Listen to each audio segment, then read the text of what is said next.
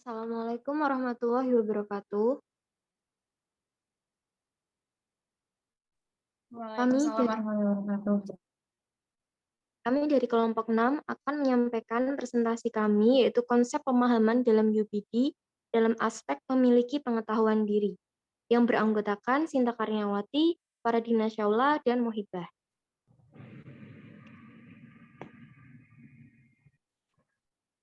Konsep pemahaman siswa dapat tercapai jika peserta didik dapat memiliki pengetahuan diri.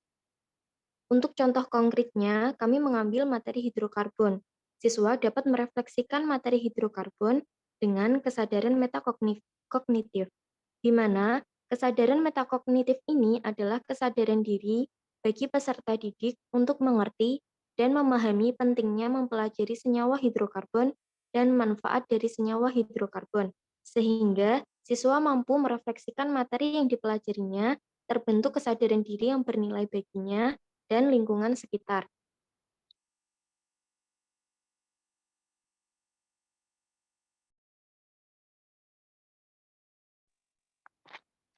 Kemudian yang kedua ada memahami gaya pribadi, prasangka, proyeksi, dan kebiasaan pikiran yang membentuk dan menghambat pemahaman siswa sendiri. Untuk yang pertama, siswa mampu memahami materi tersebut dengan gaya belajarnya sendiri. Kemudian yang kedua, siswa mampu memvisualisasikan materi yang telah dipelajari dalam bentuk ringkasan ataupun peta konsep. Sehingga dengan adanya peta konsep ini, kemungkinan siswa akan memahami materinya sendiri. Kemudian yang ketiga, kebiasaan pikiran yang membentuk pemahaman sendiri, yaitu berpikir kritis dan mengkaitkan dengan kehidupan sehari-hari. Kemudian yang keempat, kebiasaan pikiran yang menghambat pemahaman sendiri, yaitu tidak mau mencari tahu. Nah, di sini nanti guru memberikan asesmen informatif di akhir pembelajaran yang dapat berupa seperti pertama ada soal yang berbeda, sehingga siswa maupun guru mengetahui hingga tahap mana siswa tersebut mempelajari ataupun mengerti materi. Kemudian yang kedua, juga dapat diberikan angkat ataupun pertanyaan refleksi mengenai materi apa yang dipahami atau yang tidak dipahami oleh peserta didik.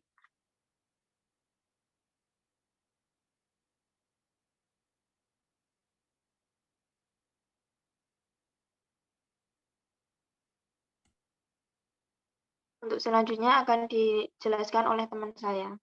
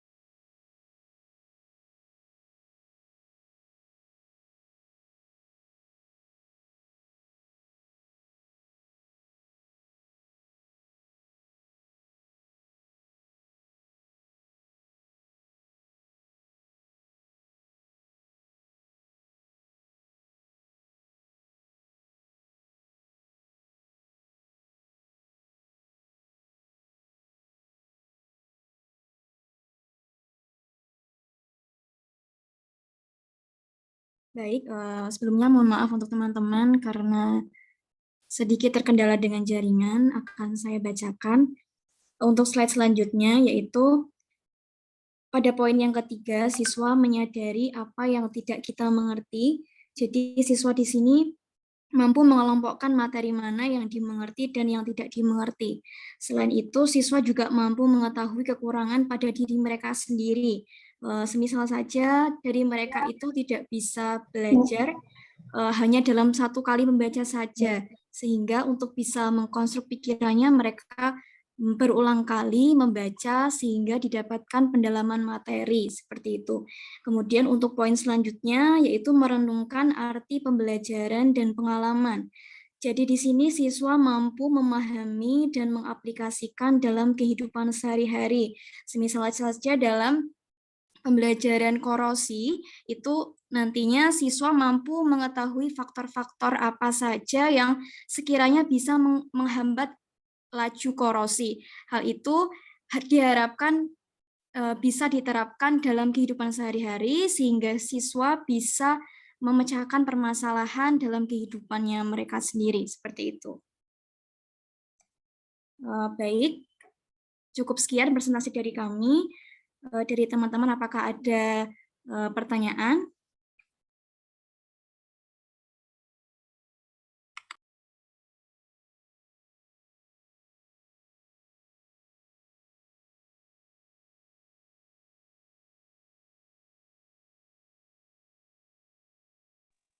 Baiklah, jika tidak ada, silahkan untuk dilanjutkan presentasi pada kelompok pertama.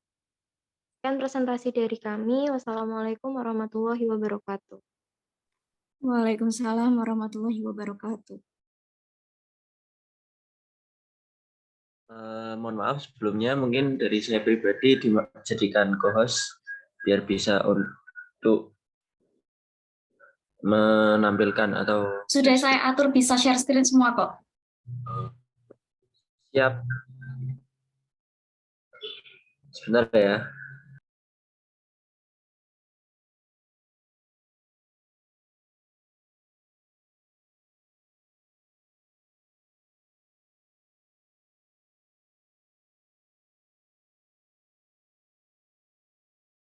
Sebelumnya apakah sudah terlihat?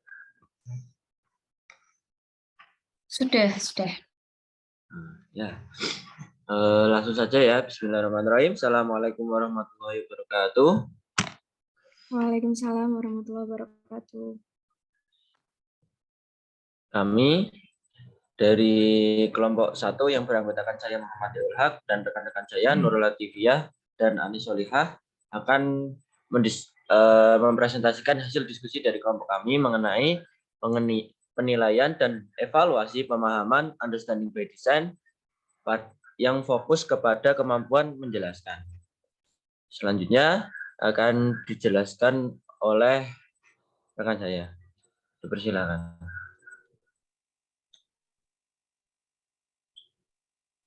Ya, selanjutnya yaitu mengenai kemampuan menjelaskan, itu ada beberapa kriteria, ada 5 kriteria. Selanjutnya,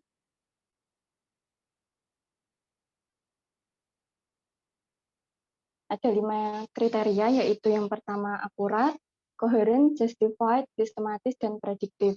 Nah, untuk kriteria yang pertama yaitu mengenai akurat. Selanjutnya,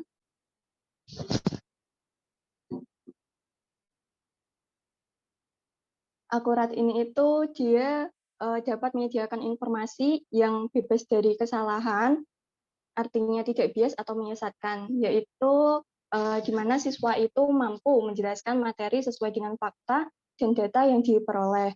Selanjutnya mengenai kriteria koheren, yaitu siswa itu memiliki kemampuan dia dalam menjelaskan materi secara berkesinambungan. Nah, kriteria yang ketiga itu justified atau yang dibenarkan, di mana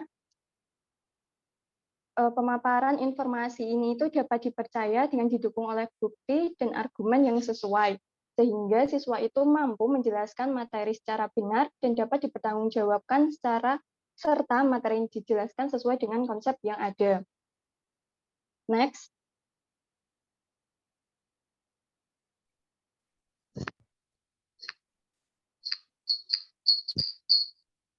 Untuk kriteria yang keempat yaitu sistematis, yang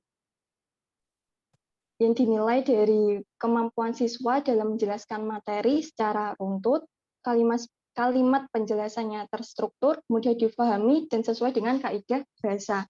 Nah, yang terakhir yaitu prediktif, yang mana prediktif ini itu memperkirakan hal yang akan terjadi di masa mendatang berdasarkan pola yang pernah terjadi sebelumnya pada kondisi yang sama. Nah, dari kriteria ini itu yang dinilai itu kemampuan siswa dalam menjelaskan materi dengan berpikir tingkat tinggi atau HOTS dan juga berpikir tipe prediktif. Nah, selanjutnya yaitu mengenai rubrik penilaian yang akan disampaikan oleh Mbak Nurul.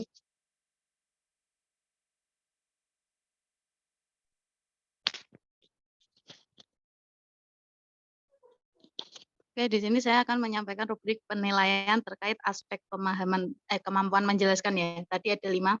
Yang pertama akurat. Di sini indikator dan skor penilaiannya dari rentang skor 1 sampai 4. Kalau yang 4 itu maksimal, dapat menjelaskan pemahamannya dengan bahasa sendiri sesuai kata kunci, tujuan ya, dan tepat. Jika indikator ini semua terpenuhi akan mendapat skor 4. Yang selanjutnya ada koheren, dapat menjelaskan pemahamannya secara berkesinambungan, penggunaan struktur bahasa yang baik, dan bisa mengaitkan konsep materi yang dipelajari dalam kehidupan sehari-hari. Kemudian yang aspek ketiga, dibenarkan atau justified, dapat mengungkapkan pemahaman yang dimiliki berdasarkan pendapat sendiri, secara rinci dan pengetahuan yang benar berdasarkan literatur atau sumber yang lain. Next.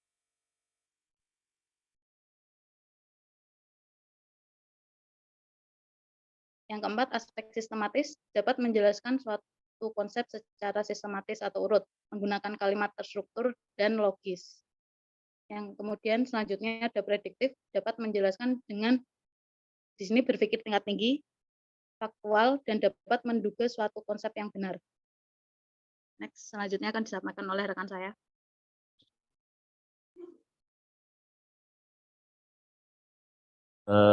Ya, selanjutnya terkait untuk contoh penerapan dalam pembelajaran, untuk aspek atau kriteria yang pertama itu akurat, yang mana setelah melakukan yang akurat ini, setelah melakukan pembelajaran mengenai konsep materi stoikiometri, jadi siswa dapat menjelaskan terkait konsep materi dengan tepat, materi stoikiometri dengan tepat.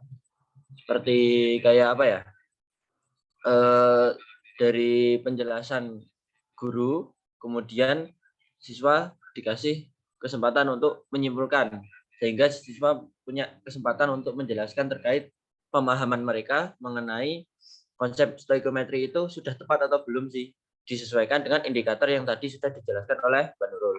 Kemudian untuk yang kedua, yang terkait koheren, siswa dapat mengaitkan konsep materi asam basa dengan hidrolisis garam, yang mana ketika katakanlah siswa sudah mempelajari materi asam basa, kemudian lanjut ke hidrolisis, nanti siswa diberikan kesempatan untuk mengaitkan kedua materi tersebut, karena tadi pada rubrik penilaian dijelaskan bahwasanya untuk koheren itu siswa itu dapat menjelaskan secara berkesinambungan, kemudian menggunakan bahasa yang urut, kemudian mengaitkan konsep yang dipelajari dengan pembelajaran di kehidupan sehari-hari.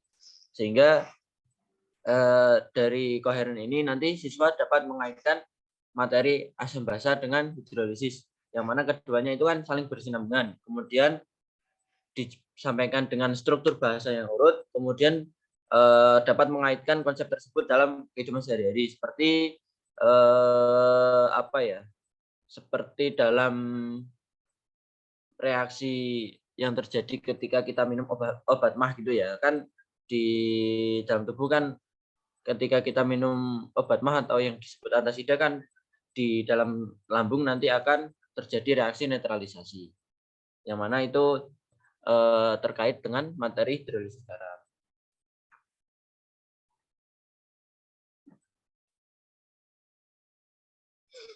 Lanjut untuk yang ketiga yaitu justified atau dibenarkan. Nah, untuk penerapannya ini ketika apa ya? Dalam suatu forum diskusi dari peserta didik itu dapat berpendapat secara rinci mengenai konsep dasar tata nama senyawa kimia anorganik. Untuk contohnya kurang lebih seperti itu, yang mana nantinya siswa dapat berpendapat berdasarkan pendapatnya sendiri secara rinci dan membuktikan bahwanya pengetahuannya itu benar berdasarkan literatur. Katakanlah ketika setelah siswa menjelaskan, nantinya ditanyakan, kalian dapat ini itu dari mana? Misal, kan konsep dasar tata nama senyawa kimia ya. Kalian bisa menentukan suatu nama senyawa anorganik itu dasarnya dari mana gitu. Bisa dari buku ataupun dari internet, kurang lebih seperti itu kalau harapannya. Kemudian untuk yang kelima, terkait sistematis, yang mana siswa dapat menjelaskan konsep hidrokarbon mengenai penamaan senyawa hidrokarbon dari golongan alkana. Nah, untuk sistematis sendiri, seperti yang disampaikan sebelumnya, bahwasanya untuk indikatornya kan menjelaskan suatu konsep secara sistematis atau secara urut, yang mana di penerapan ini kan siswa bisa menjelaskan terkait penamaan suatu senyawa golongan alkana. Kemudian menggunakan kalimat yang terstruktur. Nah, sistematis kan tadi sudah urut, kemudian terstruktur. Bahwasanya kalimat tersebut tuh bisa lebih mudah dipahami dan secara urut. Kemudian yang terakhir secara logis, yang mana bisa dilogikakan kurang lebih seperti itu. Kemudian untuk yang keenam, yaitu prediktif. Prediktif ini seperti yang disampaikan sebelumnya, bahwasanya prediktif kan siswa itu jadi dapat memprediksi dan memiliki critical thinking lah, bisa berpikir secara kritis. Yang mana tadi indikatornya yaitu mengutamakan HOTS, faktual, dan mampu memprediksi suatu konsep yang besar. Benar, mohon maaf. Kemudian dari penerapannya yaitu peserta didik dapat menjelaskan konsep termokimia yang dibuktikan dengan menjawab pertanyaan HOTS dan menyimpulkan materi tersebut. Nah, untuk penerapannya kan katakanlah sudah di akhir pertemuan setelah menjelaskan materi termokimia. Nah, nanti mungkin dari salah satu siswa disuruh mengerjakan salah satu pertanyaan HLTS yang sudah ditulis di depan katakanlah. Terus setelah itu dari guru memancing siswa untuk menyimpulkan materi tersebut dengan hal yang sudah mereka pahami, sehingga mereka itu dapat memprediksi bahwasanya suatu konsep yang mereka pahami itu sudah benar atau belum. Mungkin itu dari kelompok 1. Selanjutnya apabila ada pertanyaan bisa opsi raise hand ya.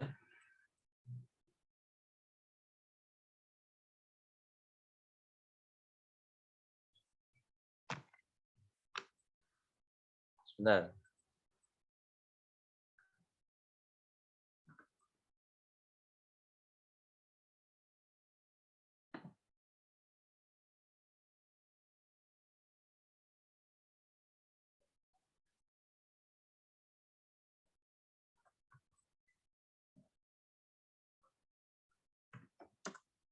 Yuk, yang pertama dari Yunika bisa disampaikan terkait pertanyaannya. Oh, baik, terima kasih atas kesempatannya. Saya Yunika izin bertanya. Untuk yang aspek koheren tadi kurang lebih kan ini ya, peserta didik itu mampu mengaitkan dengan materi prasyaratnya. Nah, untuk aspek koheren itu harus sistematis juga atau tidak? Tapi sepertinya harus sistematis ya, supaya peserta didik itu juga paham untuk menghubungkan materinya secara jelas dan runtut, yaitu mungkin nanti bisa di ini ya diluruskan kembali ya untuk pemahaman saya terkait ini. Kemudian untuk yang aspek akurat itu kira-kira apa tadi namanya kan berdasarkan data yang diperoleh ya, maksudnya terkait dengan faktanya. Itu jika berdasarkan dari hasil praktikum, semisal peserta didik melaksanakan praktikum, kemudian didapatkan data hasil percobaannya, itu termasuk nanti bisa dimasukkan dalam aspek akurat atau tidak. Terima kasih.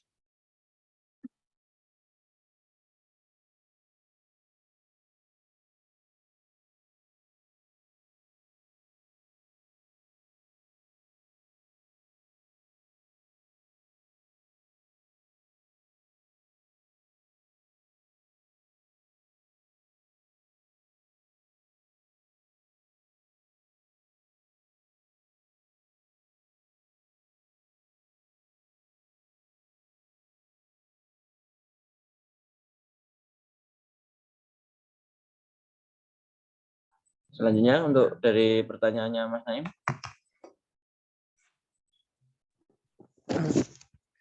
Oke, baik. Terima kasih. Selamat pagi semuanya. Yang ingin saya tanyakan tadi slide terakhir ya.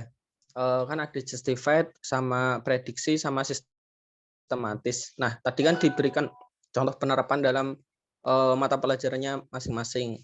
Pertanyaan saya yang justified nah itu kan tentang tata nama, kimia anorganik, terus yang sistematis tentang hidrokarbon ya, terus yang prediktif tentang termokimia. Nah, apakah itu misal kalau penerapannya dalam satu mata pelajaran bisa atau enggak kayak gitu? Contohnya bagaimana? Terus gini, itu kan sangat teoritis sekali ya, dalam artian gini,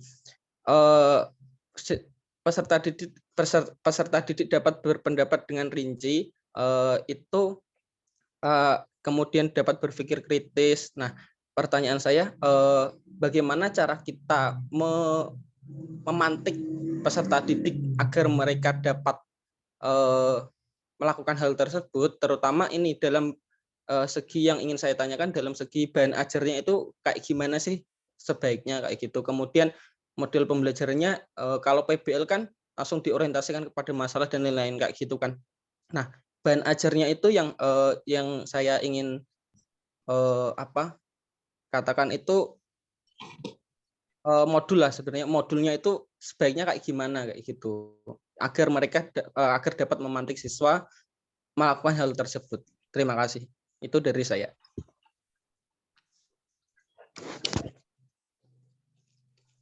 Ya, terima kasih. Selanjutnya untuk Mas Yufta mungkin bisa disampaikan terkait pertanyaannya. Baik, terima kasih waktunya. Tadi kalian menjelaskan itu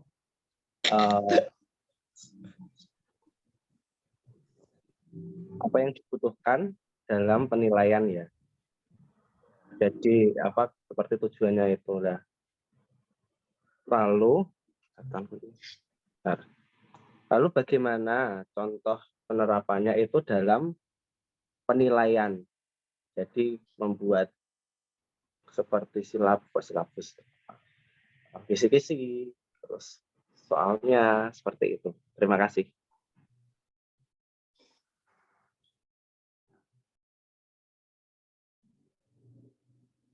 Berarti untuk, mohon maaf ya, untuk klarifikasi pertanyaannya Mas Yufta kan untuk penerapan rubrik penilaiannya gitu ya, dan kisi-kisinya gitu. Iya, tapi ya enggak kisi-kisi banget sih, cuma bagaimana menyusunnya.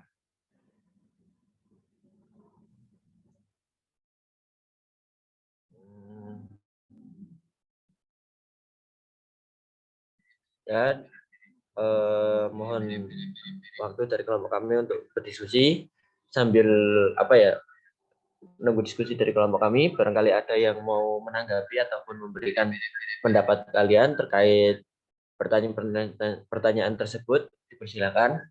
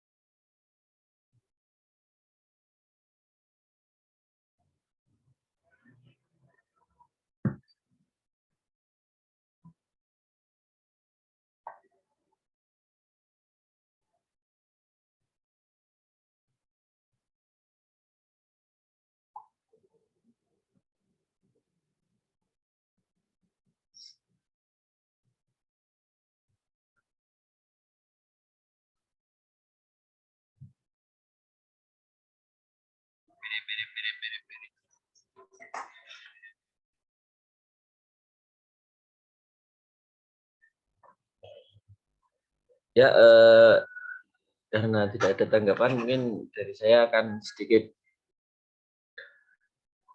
menjawab terkait pertanyaan dari Yunika ya, Tadi kan untuk aspek koheren, apakah aspek koheren itu juga sistematis katakanlah.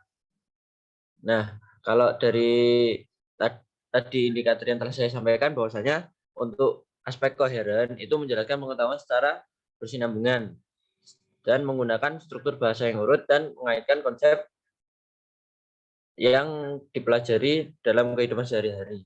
Ini kan lebih ke apa ya? Bahas ke kesinambungan.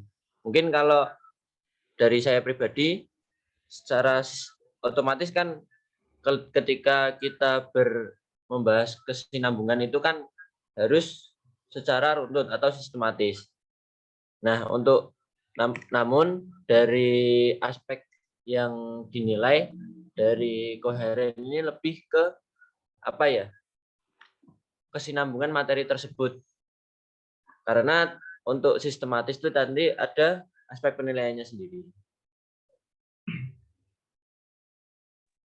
Berarti berarti semisal nanti apabila kita membuat rubrik penilaian, kemudian aspek-aspek tersebut maksudnya bisa gabungkan, bisa apa ya namanya kok dilebur ya? Oh ya, kurang lebih kayak dilebur jadi satu, di-combine gitu. Itu bisa nggak ya kira-kira? Kan maksudnya kalau misal prinsip apa tadi koheren kan untuk kontinuitas materinya ya, kan itu kalau kita menjelaskan kontinuitas materinya kan juga harus urut, maksudnya biar paham hubungannya apa supaya bisa berkesinambungan gitu. Nanti kira-kira masih masih apa namanya tadi bisa dilebur, bisa di-combine gitu nggak sih? Kalau dari saya pribadi mungkin gini, modelnya kan ketika mau menjelaskan itu kan kita ada beberapa kriteria. Nah, nanti kamu ambil katakanlah ketika mau menyusun rubrik penilaian, kamu ambil kriteria mana yang akan kamu pakai, katakanlah yang akurat sama yang koheren sama yang sistematis. Berarti dua kriteria itu masukkan, yang mana penilaiannya ada sendiri-sendiri gitu. Berarti tetap Kalau sendiri. nangkepnya saya gitu. Oh iya, ya udah. Baik, terima kasih ya jawabannya. Oh iya, Terus maaf ya menyela. Ini berarti tadi untuk yang akurat tadi kan saya tanya satu lagi ya, maaf ya kalau tanyanya kebanyakan. Kan ya, tadi dari data percobaan itu bisa termasuk untuk penilaian akurat nggak, aspek akurat nggak? Bisa ya kayak ya? bisa, karena kan untuk praktikum kan biasanya setelah praktikum nanti kan ada presentasi ataupun apa ya? Ketika setelah praktikum kan pastinya siswa kan ke guru gitu loh, apa ya bahasanya ini? Membimbingkan hasil percobaan yang mereka lakukan. Tentunya kan dari situ guru juga bisa memancing siswa untuk menjelaskan bahwasanya hal yang dia dapatkan dari praktikum itu sudah tepat atau belum. Jadi kalau dari saya pribadi bisa diterapkan pada konsep pada kriteria akurat. Kurang lebih seperti itu. Ya, baik, terima kasih ya. Iya. Mungkin yang lain ada yang mau menambahkan ataupun memberi masukan terkait jawaban dari kelompok kami ataupun mau menjawab pertanyaan-pertanyaan dari teman-teman, dipersilakan.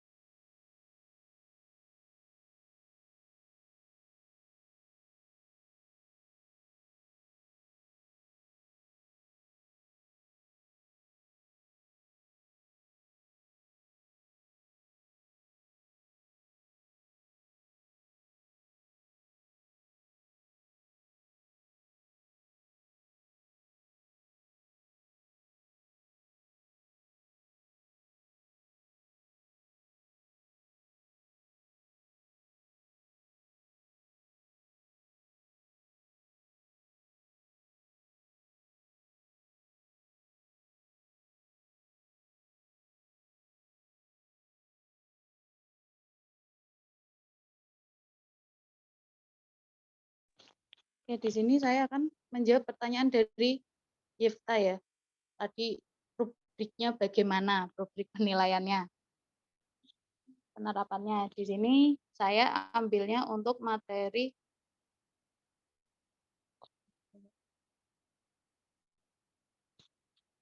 tuh. Di sini misal ambil materinya laju reaksi ya. Tuh. Untuk laju reaksi itu kan kita bisa bikin praktikum. Habis dari praktikum nanti kan itu nanti didapat kriteria akurat. Jadi mereka nanti bisa menjelaskan secara rinci bagaimana hasil dari praktikum mereka terkait laju reaksi. Praktikum faktor, apa saja faktornya, bagaimana pengaruhnya, itu untuk akurat. Sedangkan untuk koheren nanti bisa disambungkan dengan disambungkan dengan yang sebelumnya. Seperti itu.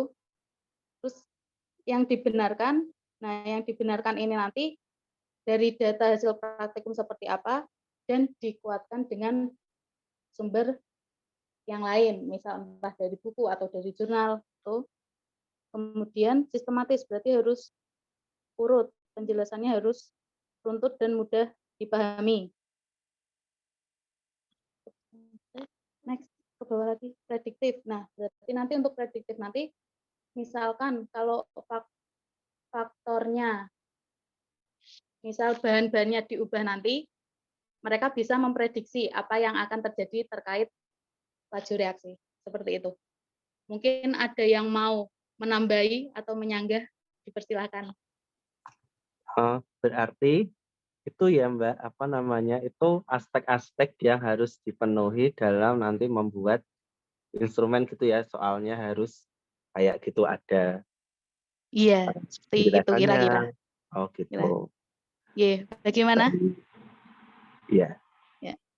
Terima kasih untuk pertanyaannya dari Yifta.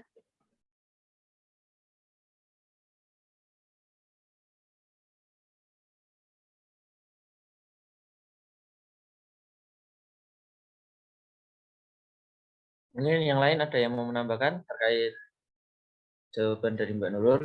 Apabila ada apa ya hal yang masih kurang bisa ditambahkan, monggo.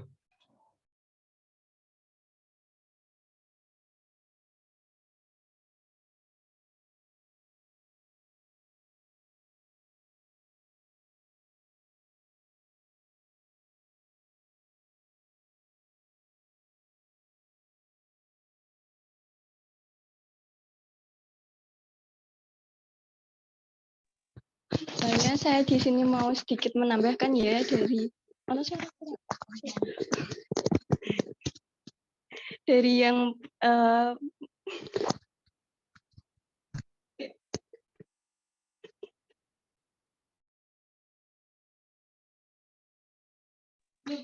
ya, jawaban dari Mbak Nurul tadi pun bisa menjawab pertanyaan dari Mas Naim yang ada beberapa aspek seperti prediktif, justify, dan yang lainnya itu bisa dicontohkan dengan satu materi. Tadi kan dicontohkan ya laju reaksi. Nah, dalam satu materi itu ternyata bisa dinilai keseluruhan aspeknya yang tadi 5 tadi itu.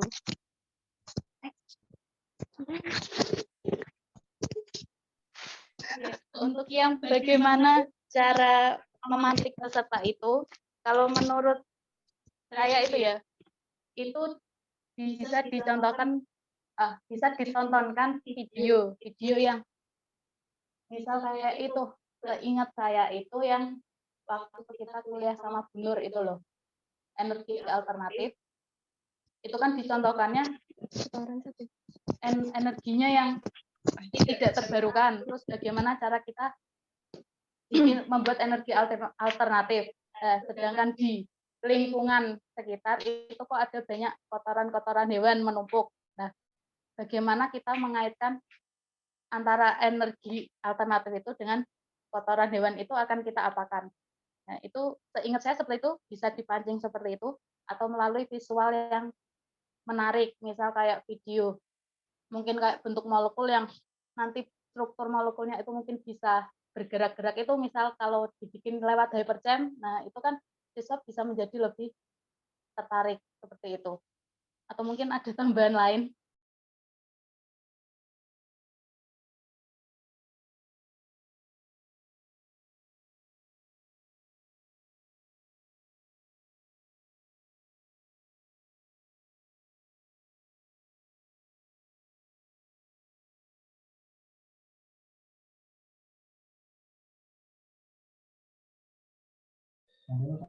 Ini tidak ada tambahan untuk yang pertanyaan-pertanyaan sekaligus sanggahan dari kelompok kami.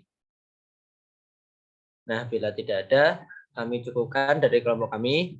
Mungkin apabila ada tutur kata yang kurang tepat atau kurang berkenan, dari kami mohon maaf. Wabillahi taufiq wal hidayah. Wassalamualaikum warahmatullahi wabarakatuh. Waalaikumsalam warahmatullahi wabarakatuh. Lanjutkan dari kelompok 2 bisa mempresentasikan.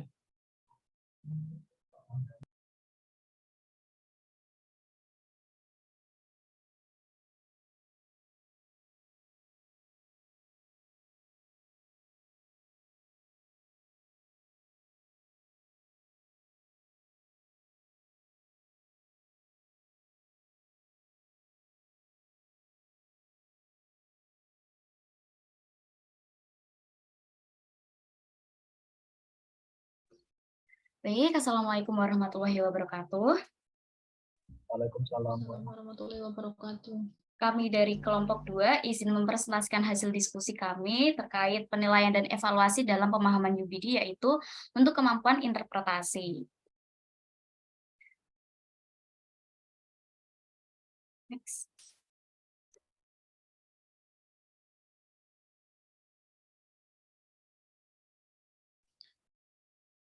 Iya, jadi dalam UBD ini siswa dikatakan memenuhi capaian kemampuan interpretasi jika siswa memenuhi 5 aspek. Yang pertama itu bermakna, yang kedua berbagai wawasan, yang ketiga signifikan, yang keempat ilustratif, yang kelima membuat jelas. Lantas bagaimana sih rincian atau pengertian dari masing-masing aspek ini? Nah, yang pertama itu bermakna. Bermakna di sini artinya siswa mampu menghubungkan materi yang akan diajarkan dengan materi sebelumnya. Jadi kurang lebih sama kayak penjelasan yang telah kelompok 1 lakukan, siswa sudah menguasai materi prasyarat gitu. Contohnya kalau dalam materi elektrolisis, maka itu siswa sebelumnya juga harus menguasai materi stoikiometri, kemudian penyetaraan reaksi redoks, dan sel volta.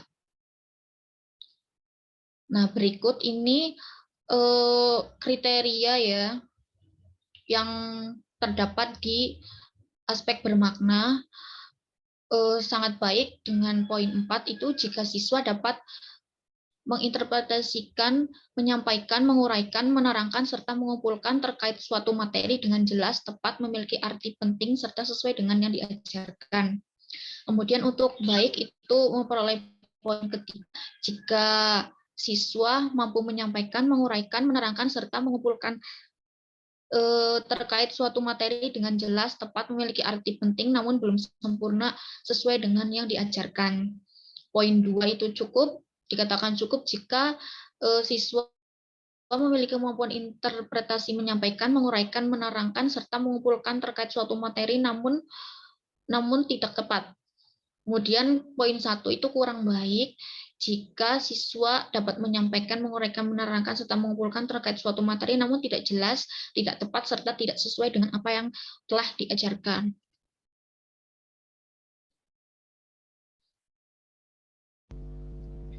Ya, untuk selanjutnya mengenai kriteria dari kemampuan menafsirkan, yang kedua yaitu berbagai wawasan.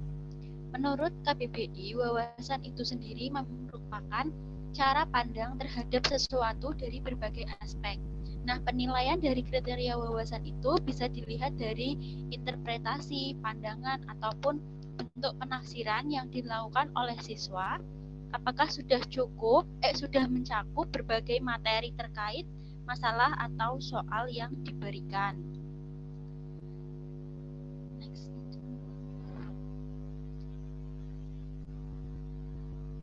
selanjutnya.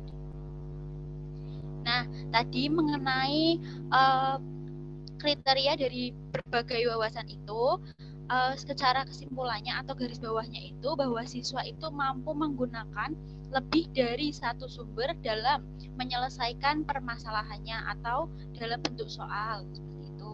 Nah, untuk aspek atau rubriknya ya, untuk rubriknya itu dari penilaian ini skornya ada 4, 3, 2, 1. Untuk yang 4 itu dikategorikan sangat baik apabila siswa memiliki kemampuan interpretasi berbagai wawasan ketika dapat mengkaitkan berbagai materi konten untuk menjawab persoalan secara dengan tepat ya. Untuk yang sangat baik ini, siswa itu bisa menjawab soal dengan tepat atau dengan benar dan juga mampu mengkaitkan dengan sumber-sumber lain.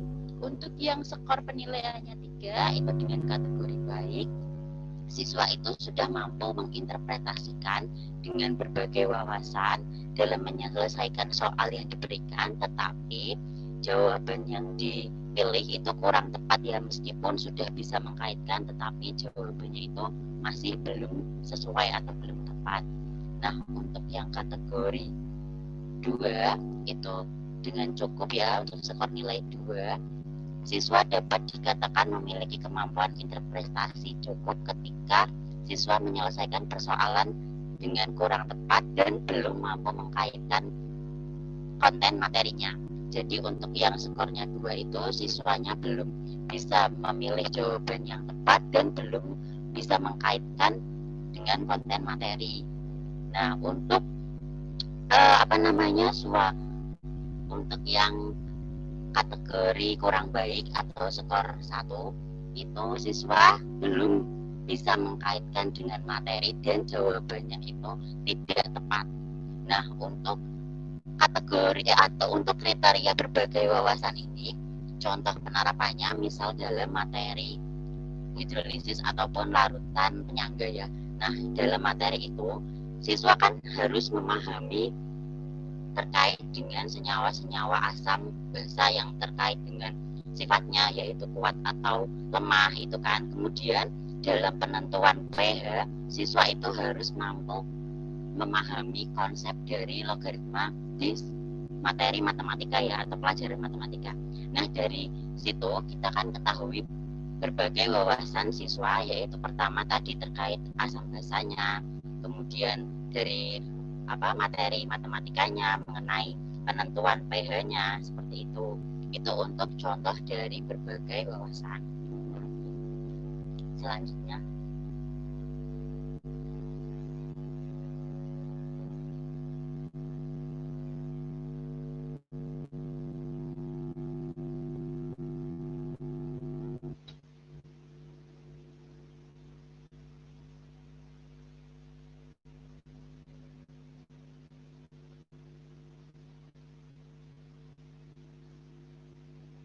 Baik, selanjutnya adalah aspek signifikan. Nah, dari secara bahasa, aspek signifikan ini sendiri berasal dari serapan bahasa Inggris yaitu signifikan. Nah, dalam KBBI, signifikan berarti penting atau berarti. Nah, siswa memiliki kemampuan interpretasi. Nah, siswa memiliki kemampuan interpretasi apabila penafsiran atau terjemahan yang dibuat siswa ini memiliki arti yang penting dan sesuai dengan apa yang diajarkan. Nah, contohnya ini siswa nanti mampu menuliskan hal-hal yang penting yang perlu diketahui dan ditanyakan. Next.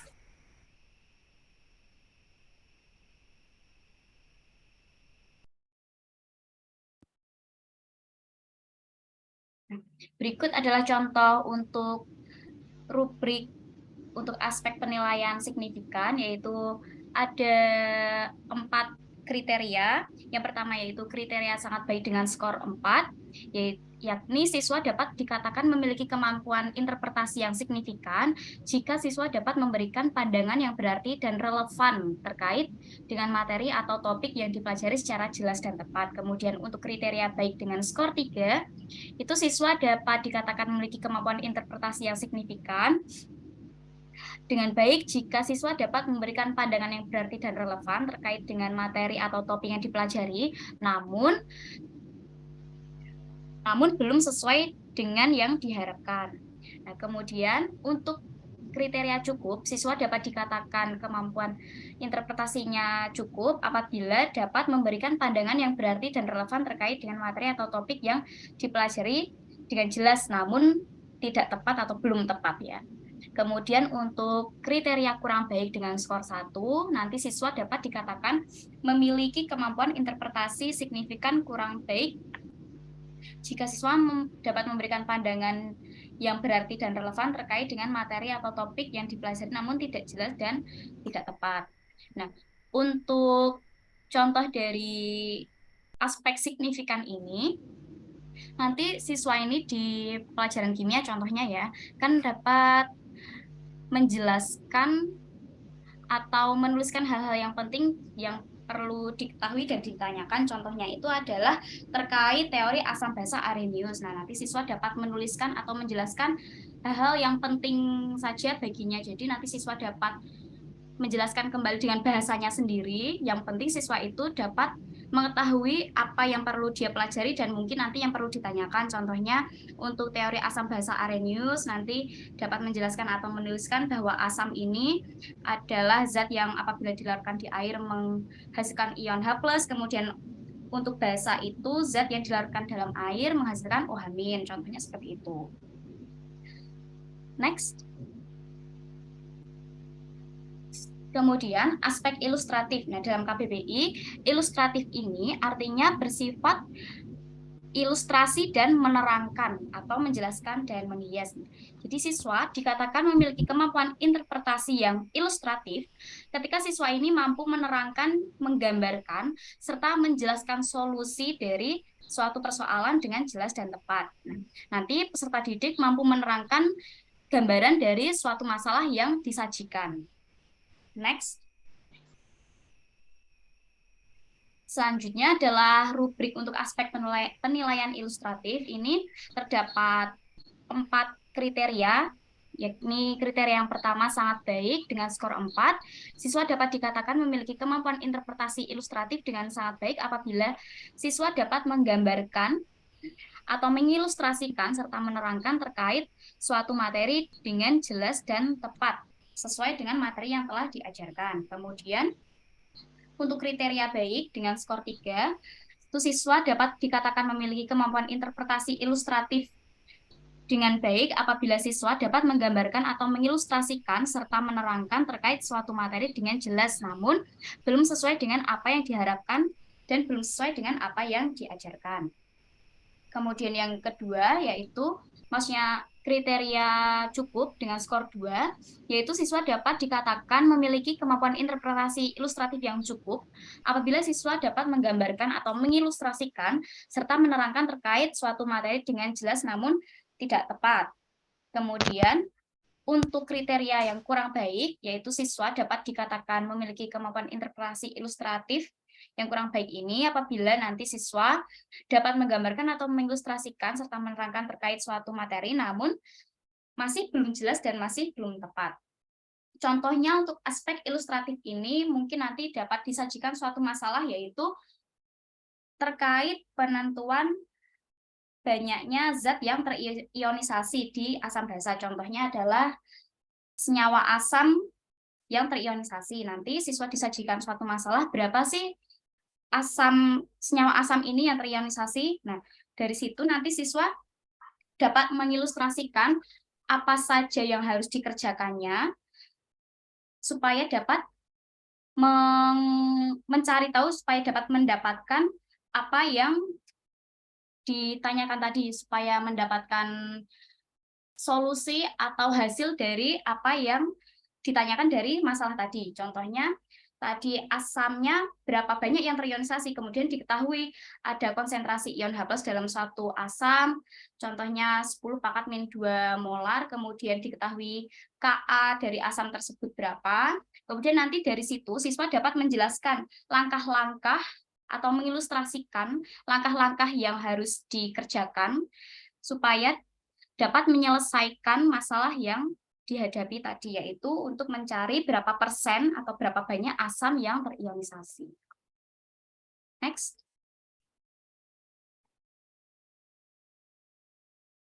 Ya, selanjutnya untuk aspek interpretasi membuat jelas, di sini siswa dikatakan memiliki kemampuan interpretasi yang membuat jelas itu ketika siswa mampu menerangkan, menjelaskan, menguraikan secara terang, menafsirkan, serta mengartikan suatu persoalan dengan tepat.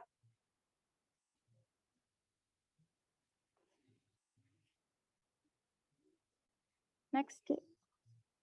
Nah, untuk rubrik penilaiannya ada empat bagian, yaitu yang pertama dengan poin 4 sangat baik. Di sini dikatakan siswa sangat baik, yaitu siswa dapat memiliki kemampuan interpretasi membuat jelas dengan sangat baik apabila siswa dapat menafsirkan, menunjukkan, membuktikan terkait penyelesaian dari suatu persoalan dengan jelas dan sistematis. Untuk poin 3 sendiri, ketika siswa dapat dikatakan memiliki kemampuan interpretasi membuat jelas dengan baik apabila siswa dapat menafsirkan, menunjukkan, membuktikan terkait penyelesaian dari suatu persoalan dengan jelas namun kurang sistematis. Nah, untuk poin 2 sendiri, itu siswa dapat dikatakan memiliki kemampuan interpretasi membuat jelas dengan cukup apabila siswa dapat menafsirkan, menunjukkan, membuktikan terkait penyelesaian dari suatu persoalan namun kurang jelas dan kurang sistematis. Dan untuk poin 1, yaitu siswa dapat dikatakan memiliki kemampuan interpretasi membuat jelas yang kurang apabila siswa tidak dapat menafsirkan, menunjukkan, membuktikan terkait penyelesaian dari suatu persoalan. Nah, untuk contohnya sendiri yaitu pada materi redox. Di sini ketika guru menampilkan besi yang berkarat dan besi yang tidak berkarat, itu terdapat perbedaan antara keduanya, yaitu dari segi warna dan bentuk. Nah, ketika guru itu meminta siswa untuk menjelaskan di poin 4 atau sangat baik, itu ketika siswa mampu menerangkan terkait topik yaitu besi yang berkarat dan tidak berkarat dengan sistematis dan jelas serta tepat, dimulai dari penyebab mengapa besi bisa berkarat, reaksi kimia, dan faktor-faktor yang mempengaruhi korosi tersebut. Nah, untuk poin 3 sendiri, itu ketika siswa mampu menerangkan dengan jelas dan tepat namun belum bisa menuliskan reaksi. Tapi siswa di sini bisa mengaitkannya dengan materi. Nah, untuk poin 2 sendiri itu siswa mampu menerangkan penyebab dan mengaitkan dengan materi besi berkarat namun berbelit-belit dan belum bisa menuliskan reaksi kimianya. Nah, untuk poin 1 sendiri yaitu ketika siswa belum bisa menerangkan penyebab besi berkarat dan juga belum bisa mengaitkan dengan materi dan menuliskan reaksi kimianya seperti itu.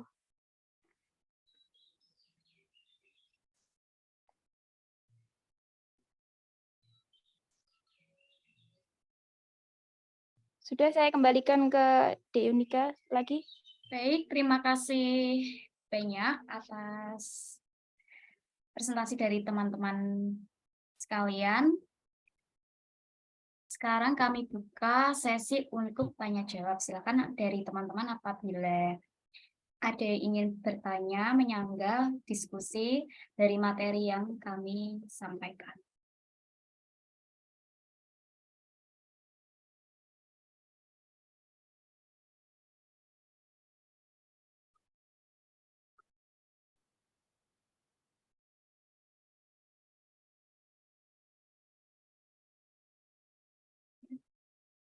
Baik, Mas Jamil, silahkan. Ya, Assalamualaikum warahmatullahi wabarakatuh. Waalaikumsalam warahmatullahi wabarakatuh.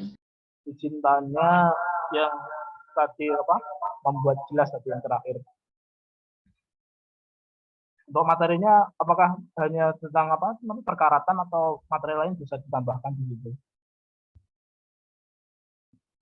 Misal dalam materi stoikiometri apakah bisa untuk tambahkan dan bagaimana penjelasannya? Terima kasih.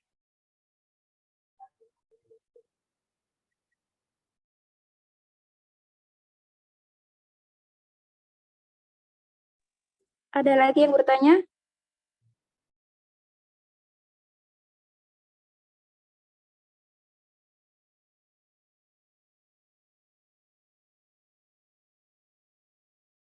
Ya, silakan bagi teman-teman lain yang ingin memperjelas mungkin dari apa yang kami sampaikan.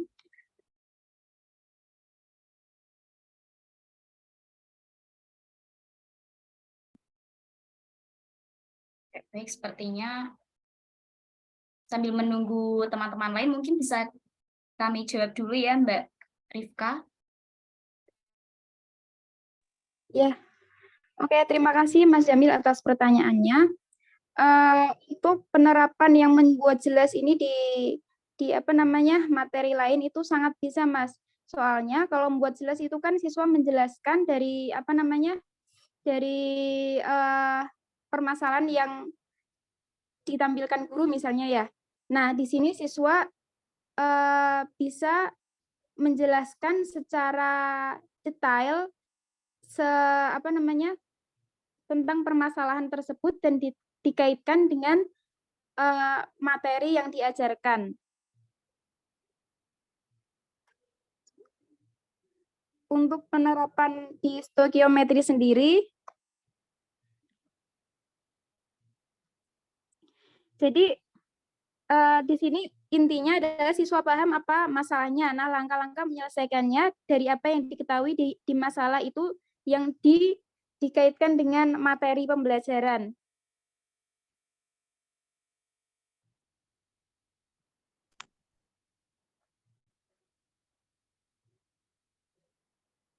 Berarti memang bisa diaplikasikan di semua materi ya, Mas?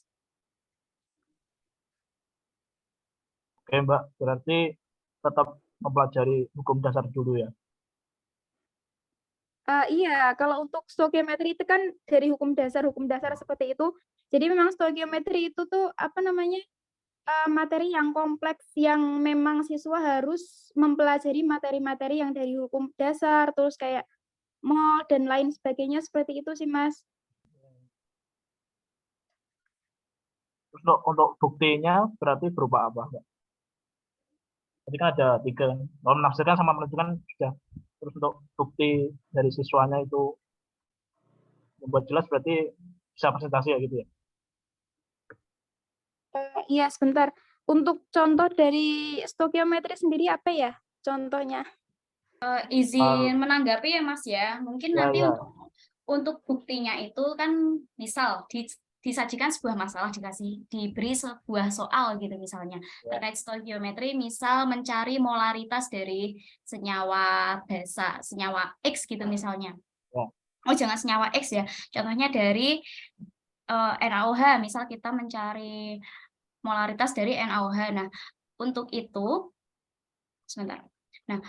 Nah, untuk aspek membuat jelas sendiri tadi kan siswa ini mampu menerangkan, menjelaskan dan menguraikan secara terang, menafsirkan serta mengartikan suatu persoalan dengan tepat. Nah, tadi untuk masalah mencari konsentrasi atau molaritas dari NaOH, nanti di masalah itu disajikan apa saja, kemudian nanti dari permasalahan itu nanti siswa dapat mengetahui ini yang dicari itu apa, kemudian yang diketahui dari permasalahan ini apa, kemudian langkah-langkah untuk menyelesaikan atau solusi untuk permasalahan ini itu bagaimana sehingga didapatkan hasil yang diinginkan dari masalah tersebut begitu. Itu contohnya membuat jelas. Jadi siswa ini nanti intinya harus paham masalahnya ini apa dahulu, masalah yang disajikan ini itu apa gitu kurang lebihnya. Mungkin untuk materi lain contohnya ya asam basa, materi asam basa atau mencari pH itu dari untuk mencari pH disajikan suatu masalah untuk mencari pH, kemudian diketahui dari permasalahan tersebut ada mol senyawa asam misalnya, diketahui mol senyawa asam lemah, kemudian ada Ka-nya, kemudian kita diminta untuk mencari pH-nya, maksudnya siswa diminta untuk mencari pH-nya, langkah-langkahnya itu bagaimana dari data-data yang diketahui tersebut di masalah yang disajikan ini. Nah, nanti dari situ didapatkan hasil yang diinginkan dari masalah tersebut, kurang lebih begitu. Jadi membuat jelas ini mungkin seperti step akhir dari interpretasi ini ya begitu. Nah untuk buktinya ya nanti adalah langkah-langkah atau apa-apa saja yang mereka dapatkan dari permasalahan itu tadi.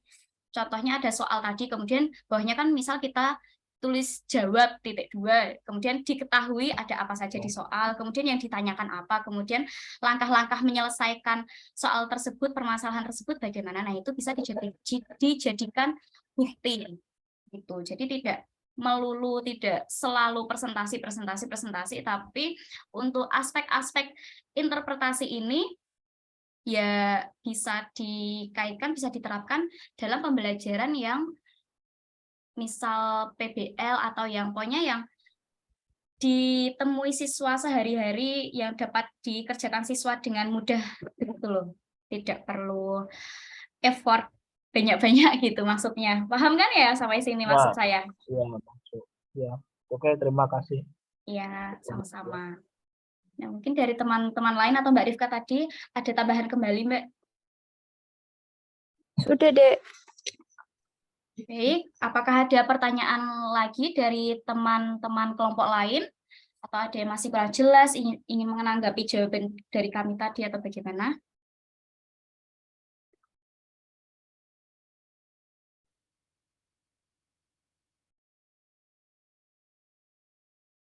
Ini Mas Yifta sedang ngopi atau mau ini ya?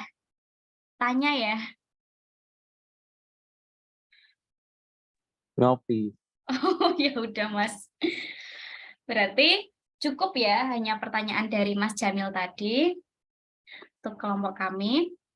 Nah, jika tidak ada tanggapan lagi dari teman-teman, kami cukupkan presentasi dari kelompok 2. Terima kasih banyak atas perhatiannya. Wassalamualaikum warahmatullahi wabarakatuh.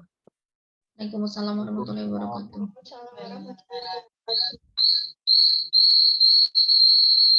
Aduh.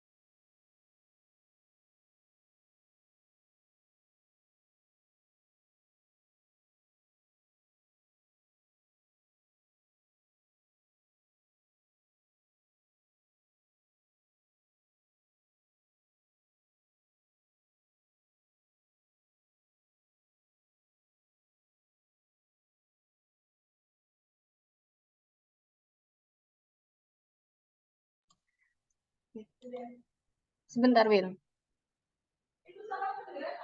Oh iya.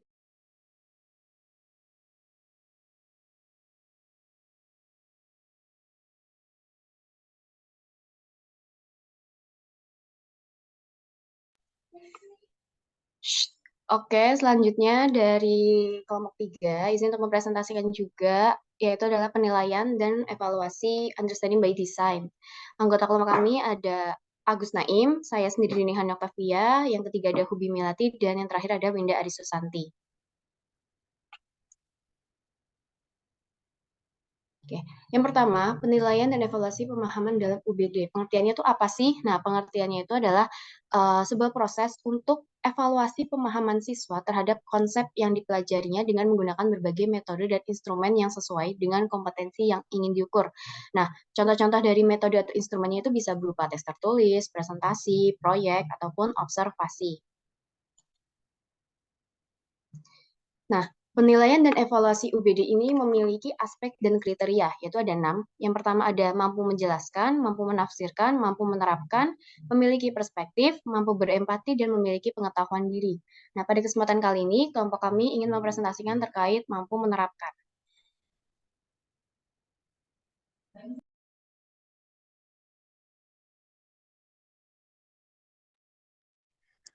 Oke.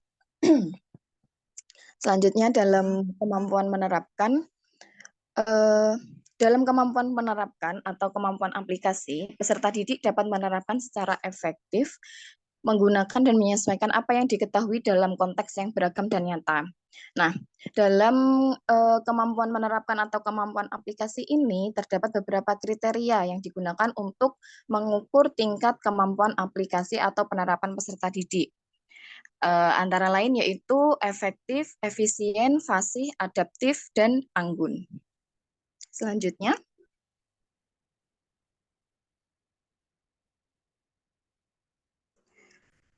untuk yang aspek penilaian yang pertama yaitu efektif. Dalam penilaian efektif ini yaitu usaha untuk mencapai tujuan sesuai dengan waktu yang telah ditentukan. Jadi efektif ini dilihat dari tercapainya tujuan dari penerapan yang dilakukan oleh siswa itu sendiri. Jadi efektif dalam pembelajaran itu seringkali diukur dengan tercapainya tujuan pembelajaran atau ketetapan dalam mengelola suatu situasi. Efektif dalam belajar sering juga disebut dengan efektivitas pembelajaran, di mana efektivitas pembelajaran ini memiliki ciri diantaranya bersistem atau sistematik yang dilakukan melalui tahap perencanaan, pengembangan, pelaksanaan, penilaian, dan juga penyempurnaan. Yang kedua yaitu sensitif terhadap kebutuhan akan tugas belajar dan kebutuhan pembelajaran. Yang ketiga, kejelasan akan tujuan dan dapat menghimpun usaha untuk pencapaian dan juga bertolak pada kemampuan peserta didik, pendidik, dan juga lingkungan. Nah, untuk contohnya penilaian efektif ini misalnya, jadi penilaian dalam kemampuan aplikasi atau kemampuan menerapkan biasanya itu wujud tugas atau penilaiannya, evaluasinya berupa unjuk kerja atau proyek atau praktikum. Nah, misalnya dalam pembelajaran materi sifat koligatif, siswa diminta untuk mempraktekkan salah satu sifat koligatif. Terserah milih yang mana. Jadi nanti yang dinilai di sana yaitu sistematika unjuk kerja itu, proyeknya itu tadi sudah sistematik apa belum, terus sudah sesuai dengan tujuan atau sudah sesuai dengan materi yang dipelajari atau belum, dan juga kecepatan unjuk kerja. Jadi tidak terlambat dalam menyelesaikan proyek tersebut. Selanjutnya.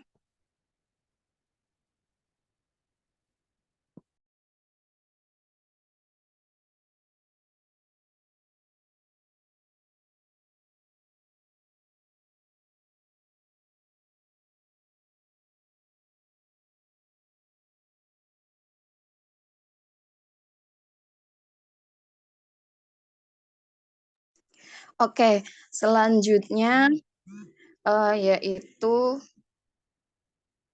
efisien. Dalam penilaian aspek efisien ini dapat diartikan sebagai cara untuk mencapai suatu tujuan yang optimal, yaitu cepat dan tepat, serta sesuai dengan keinginan, dengan meminimalkan sumber daya yang dikeluarkan. Sumber dayanya yaitu bisa berupa tenaga, uang, atau waktu untuk menghindari pemborosan.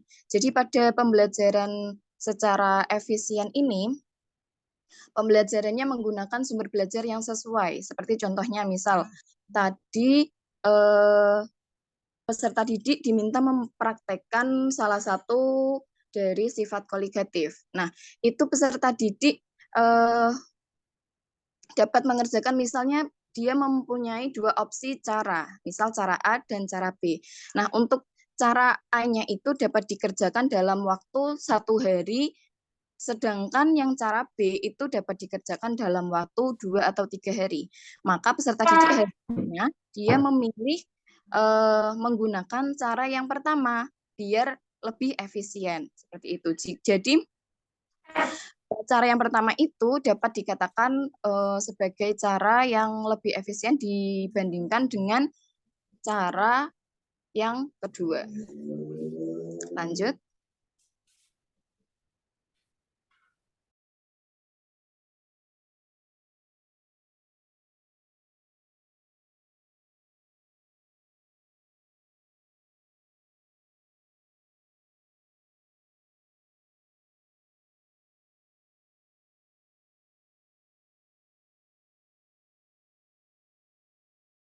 Oke, selanjutnya itu adalah fasih.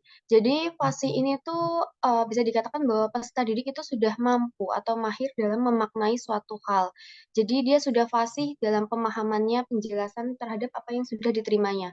Nah, ini dapat dilakukan dengan menilai kemahiran siswa dalam menerapkan pembelajaran atau contoh yang telah diberikan. Contohnya itu adalah penilaian kecekatan dalam pelaksanaan praktikum. Guru menilai peserta didik berdasarkan urutan langkah-langkah praktikum sesuai teori atau demonstrasi yang telah.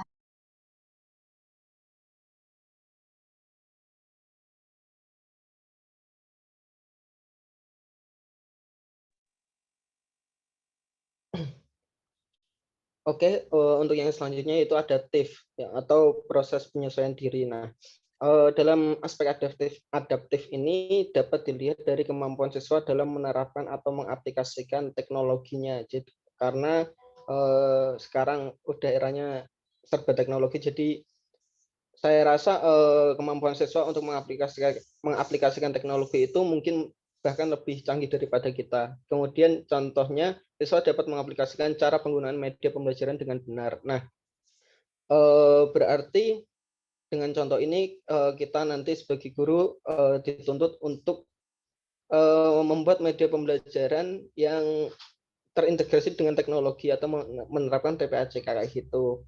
Kemudian dalam aspek adaptif ini yang dinilai juga kreativitas dan kerapian seperti itu. Jadi semisal kita nanti dalam pembelajaran itu mengharuskan siswa itu membuat suatu produk, misal kayak poster dan lain-lain, kita dapat melihat kreativitas dari poster tersebut. Lanjut.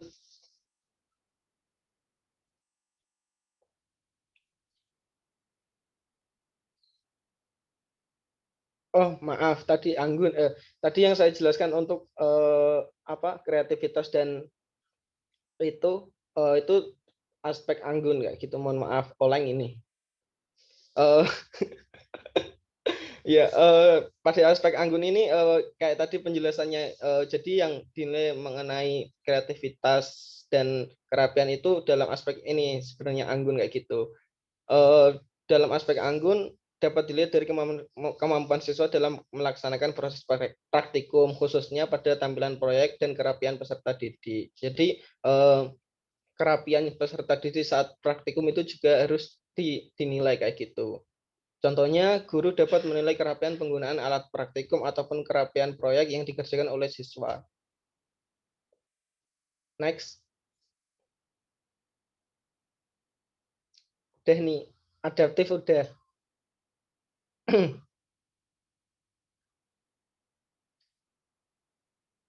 Nah, untuk contoh rubrik penilaiannya bisa dilihat ada 5 aspek: efektif, efisien, fasih, adaptif, anggun. Kemudian untuk skornya pakai skala 3, 3, 2, 1, efektif jika memenuhi 3 indikator. Nah, indikatornya untuk efektif yaitu sistematik sesuai dengan materi dan tujuan pembelajaran, kecepatan untuk kerja. Kemudian yang efisien juga sama, untuk indikator efisien yaitu membuat alur kegiatan, tidak terdapat pengulangan kegiatan, tidak melebihi batas waktu. Kemudian yang fasih, indikator penilaiannya menjelaskan dengan kalimat yang mudah dipahami, tidak terbata-bata, menggunakan intonasi dan ekspresi yang tepat. Adaptif, menggunakan alat dan bahan yang ada di sekitar, mampu mengatasi kesulitan secara konsisten, dapat menggunakan media atau alat dengan benar. Kemudian yang anggun, produk yang dihasilkan menarik dan sesuai materi, tampilan produk sistematik atau rapi, tutur kata dan tingkah laku yang sopan. Next. Oke, terima kasih. Mungkin itu presentasi dari kelompok 3. Kurang lebihnya mohon maaf. Jika ada pertanyaan, silahkan, atau sanggahan dan lain-lain.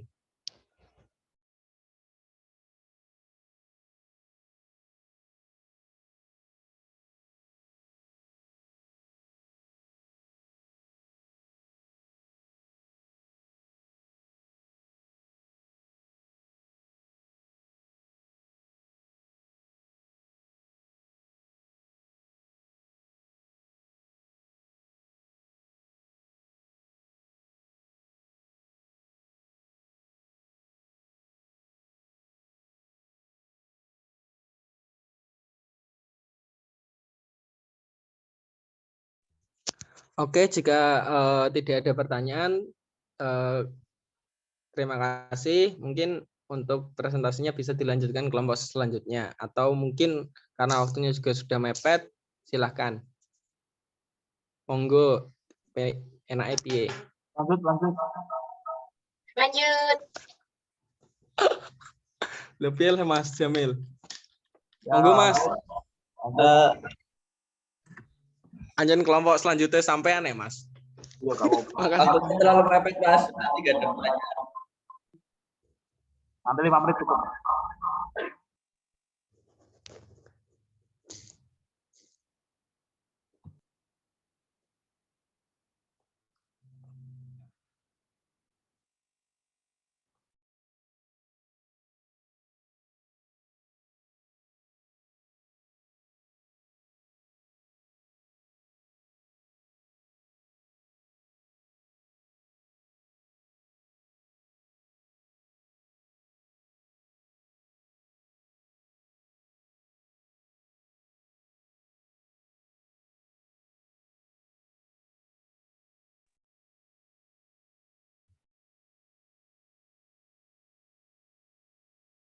Ya, baik teman-teman, untuk PPT-nya apakah sudah bisa terlihat? Sudah ya. Ya, baik. Assalamualaikum warahmatullahi wabarakatuh. Waalaikumsalam. Warahmatullahi wabarakatuh. Ya, kami dari kelompok 4 akan melanjutkan pemaparan materi yang telah kami diskusikan mengenai penilaian dan evaluasi dalam UBD. Kelompok 4 terdiri dari Muhammad Mukmin Jamil, Elsa Ari Astuti, Farah Nur Rohman, dan juga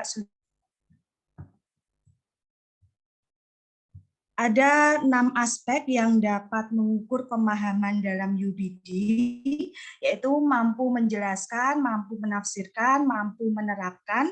Nah, untuk kelompok 4 akan fokus mengenai aspek memiliki perspektif, dan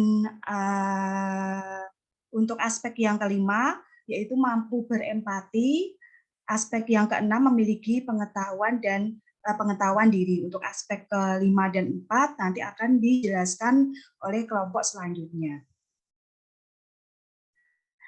Nah,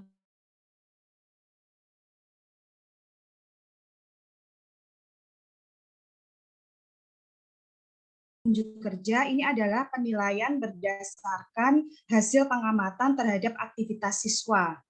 Jadi penilaian ini, bentuk penilaiannya itu meminta siswa untuk mendemonstrasikan dan mengaplikasikan pengetahuan, keterampilan, dan kelakuan ke dalam berbagai tugas dengan kriteria yang diinginkan. Proses evaluasi unjuk kerja siswa didasarkan pada kriteria-kriteria tertentu sesuai dengan aspeknya. Proses ini digunakan untuk menentukan tingkat pemahaman siswa. Nah, pada aspek memiliki perspektif di sini dengan kemampuan sudut pandang siswa secara kritis, mampu membangun gambaran mengenai materi, teori, atau prosedur belajar.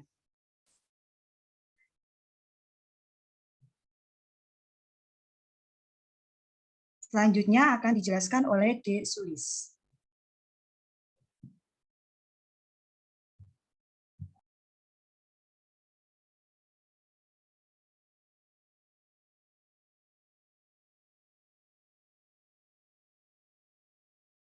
Maaf, baik. Selanjutnya adalah penilaian dan evaluasi dalam UBD. Ini memiliki 5 aspek kriteria. Yang pertama adalah kredibel, mengungkapkan, wawasan, masuk akal, dan yang terakhir adalah tidak biasa. Next.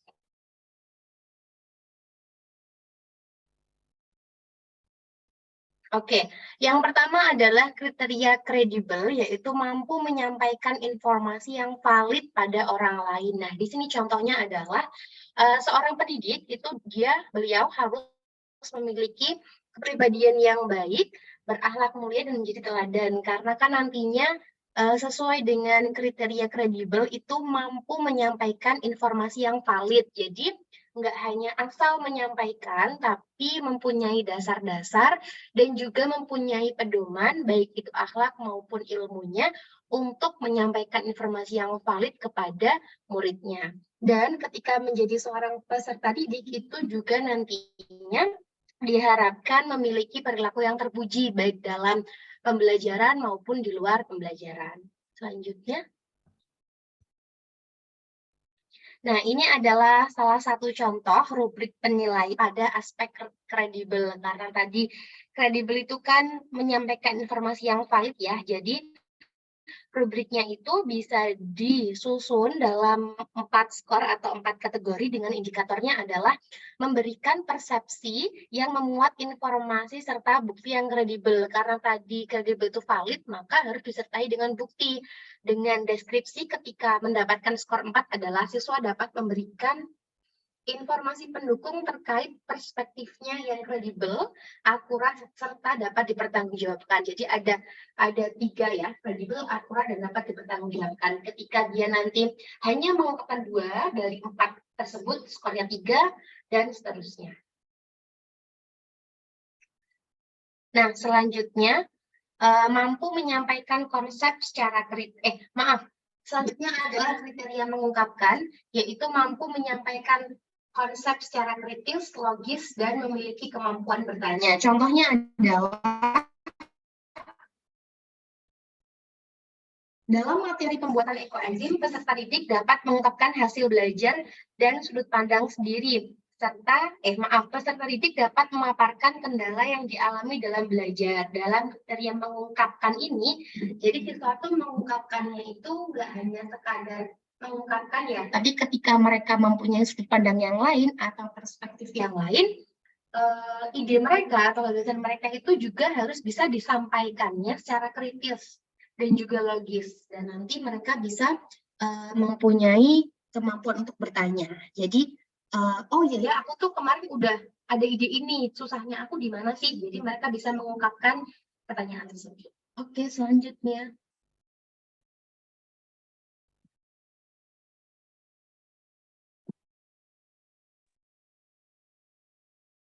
Silakan, Farah. Oke, selanjutnya di sini disediakan rubrik penilaian otentik aspek mengungkapkan. Di sini ada indikator mengungkapkan persepsi terkait hasil penemuan berdasarkan informasi dan ide atau gagasan. Untuk skornya di sini ada skor 1 sampai 4. Dengan skor 4 dengan deskripsi itu siswa dapat mengungkapkan persepsi terkait hasil penemuan berdasarkan dan ide atau gagasan yang dengan jelas, runtut, dan terpercaya. Untuk skor 3 itu, siswa hanya dapat menyebutkan 2 dari kriteria skor 4 yang terpenuhi. Untuk skor 2 dan 1, kalau 2 itu hanya memenuhi 1 kriteria dari skor 4, kalau 1 siswa tidak dapat menemukan penyelesaian dari suatu permasalahan dengan cara yang kreatif, ringkas, dan mudah diterapkan. Oke, selanjutnya, di sini ada kriteria wawasan. Wawasan berarti bahwa seseorang dapat menemukan koneksi atau pola dari informasi yang dikumpulkan. Ini penting karena dapat membantu menemukan solusi yang inovatif. Contohnya, misalkan setelah siswa mendapatkan materi tentang materi tentang kimia hijau, maka siswa akan memiliki wawasannya sendiri terkait materi tersebut. Kemudian, ketika siswa diminta menjelaskan atau menjawab pertanyaan mengenai bagaimana cara mengurangi pencemaran lingkungan, maka siswa dapat menggunakan wawasannya sendiri untuk menjawab pertanyaan tersebut yang berdasarkan pada sudut pandang mereka sendiri. Selanjutnya, di sini disediakan rubrik penilaian otentik untuk aspek wawasan. Kelompok kami menyediakan 3 indikator. Dengan indikator pertama, memperoleh pengetahuan atau pemahaman baru dari sudut pandang sendiri. Untuk skornya masih sama 1-4 dengan deskripsi tersebut. Dan ada indikator yang kedua, mampu menyelesaikan permasalahan yang sedang diamati. Skornya rentang 1-4. Dan yang ketiga ada indikator meneliti, menggambarkan, dan menjelaskan persepsinya. Jadi di sini untuk indikator-indikator ini mengacu pada kriteria siswa yang memiliki wawasannya sendiri tadi. Oke, selanjutnya. Yang selanjutnya itu ada masuk akal. Masuk akal, kemampuan untuk memberikan solusi yang masuk akal berarti bahwa seseorang dapat menemukan solusi yang logis dan sesuai dengan konteks situasi.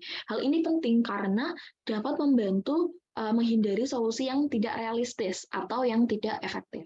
Contohnya apa?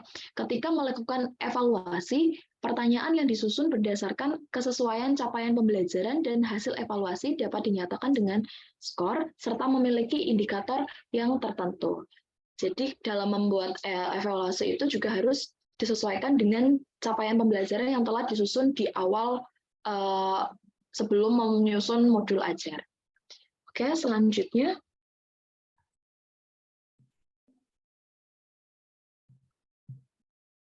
Untuk selanjutnya disampaikan oleh Mas Jamil. Baik, ini untuk rubrik penilaian dari masuk akal. Nanti ada 4 indikator. Yang pertama itu adalah kritis dalam permasalahan yang diberikan oleh guru. Kemudian yang kedua adalah mencetuskan gagasan atau ide, jawaban dari permasalahan yang diberikan. Kemudian yang indikator ketiga itu dapat memberikan alasan yang relevan, jadi yang saling berhubungan. Dan yang 4 adalah dapat menyampaikan alternatif penyelesaian masalah secara logis. Untuk penilaiannya bisa dilihat di rubriknya. Next. Nah, untuk yang terakhir ini adalah tidak biasa. Jadi nanti siswa itu bisa menemukan pemahaman yang berbeda dari orang lain. Nanti lebih ke perspektifnya. Kemudian yang kedua itu bisa menemukan makna atau pemahaman baru dari teks yang tidak umum. Jadi nanti ada pemikiran-pemikiran lain yang bisa disampaikan. Untuk contohnya ini adalah proyek kegiatan yang dilakukan peserta didik berdasarkan pada karakter dan pemahaman dalam kegiatan evaluasi penilaian. Next, untuk rubrik penilaian sendiri ada 2 indikator yang penyelesaian dari suatu permasalahan dengan cara yang kreatif dan lebih ringkas. Kemudian yang kedua ini sudut pandang atau perspektif dari siswa itu sendiri. Untuk skornya sama rentang 1-4. Next. Baik, terima kasih presentasi dari kelompok kami. Saya kembalikan ke Mbak Elsa. Ya, baik, terima kasih. Mungkin teman-teman ada yang ingin bertanya untuk kelompok kami atau memberikan saran atau tambahan atau sanggahan, kami persilakan bisa raise hand di Zoom-nya.